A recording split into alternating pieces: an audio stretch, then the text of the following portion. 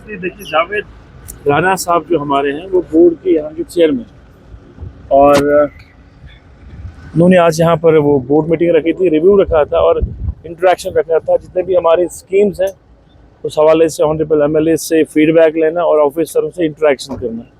तो मीटिंग चल रही है, मैं बांडीपोरा जा रहा हूँ, मेरी अपनी एक असाइनमेंट है, मैं एगन टन के साथ बैठा यहाँ पर क्योंकि मैं यहाँ लोकल हूँ, एमएलए भी हूँ।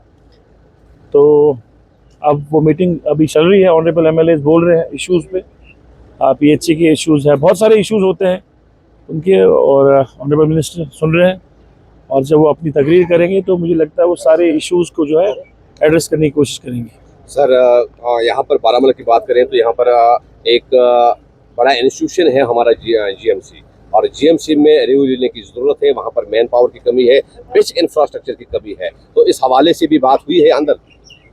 देखिए, जहाँ तक जीएमसी की बात है, मैंने परसों हेल्थ डिपार्टमेंट का रिव्यू लिया था, इसमें मैंने जीएमसी बारामूला का, सब डिस्ट्रिक्ट हॉस्पिटल सोपोर का और कुछ एरिया जो मेरा रफ़ियाबाद का है जहाँ वो सब डिस्ट्रिक्ट हॉस्पिटल रहामा हो, सीएससी डंगी बच्चा हो, ट्रॉमा बदरगाम हो, और भी जितनी बड़े बड़े इंस्टीट्यूशंस हैं जो कई सालों से ऐसे ही है, मैंने जनरल रिव्यू लिया। और आपको ये कहूँ कि इंशाल्लाह रहमान, जहाँ तक जीएमसी बारामूला के बारे में है, वहाँ फैकल्टी के हवाले से इश्यूज़ थे कुछ, वो मुझे लगता है कि इंशाल्लाह एड्रेस हो गए हैं, और मुझे यकीन दिलाया गया, जो हमारे कमिटी सेक्रेटरी थे वहाँ पर, उन्होंने कहा कि हफ्ते 10 दिन के अंदर आप वहाँ चेंज पाओगे। मैं आपको बताऊँ, इरिगेशन और या पीएचसी के जो इश्यूज़ हैं, सही कहा आपने, पैडी के हवाले से लोग रोज़ फ़ोन करते हैं।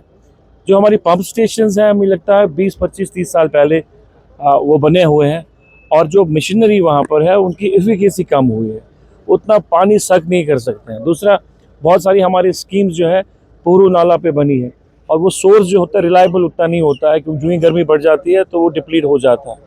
इसी तरह बहुत सारी चीज़ें जो स्कीमें हमारी है जो ग्रेविटी पर है, वहाँ पर भी पानी की कमी होगी है। पहली बात तो मैं ये कहूँगा कि एक मुसलसल ड्राई स्पेल होने की वजह से और क्लाइमेटिक चेंज होने की वजह से उनकी बारिशें नहीं हो रही, पानी जो है, वाटर सोर्स जो है वो कम हो रहा है, वाटर टेबल डाउन हो गया।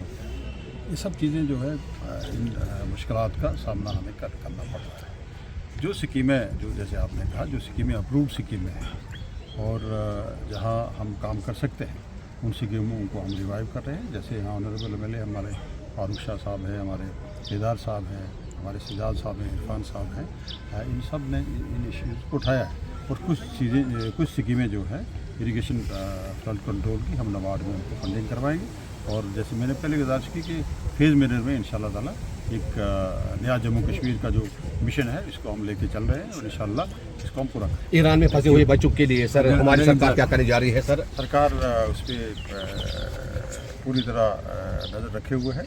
अमर अब्दुल्ला साहब की बातचीत लगातार हो रही है, और कुछ बच्चे जो हैं, हमारे बच्चे जो हैं आ रहे हैं, कुछ दिल्ली पहुंच के हैं, उनके लिए स्पेशल ट्रांसपोर्ट का अरेंजमेंट कर दिया गया है, और उन बच्चों को हम इंशाल्लाह ताला कोशिश करेंगे बहुत जल्द अपने घरों में पहुँच।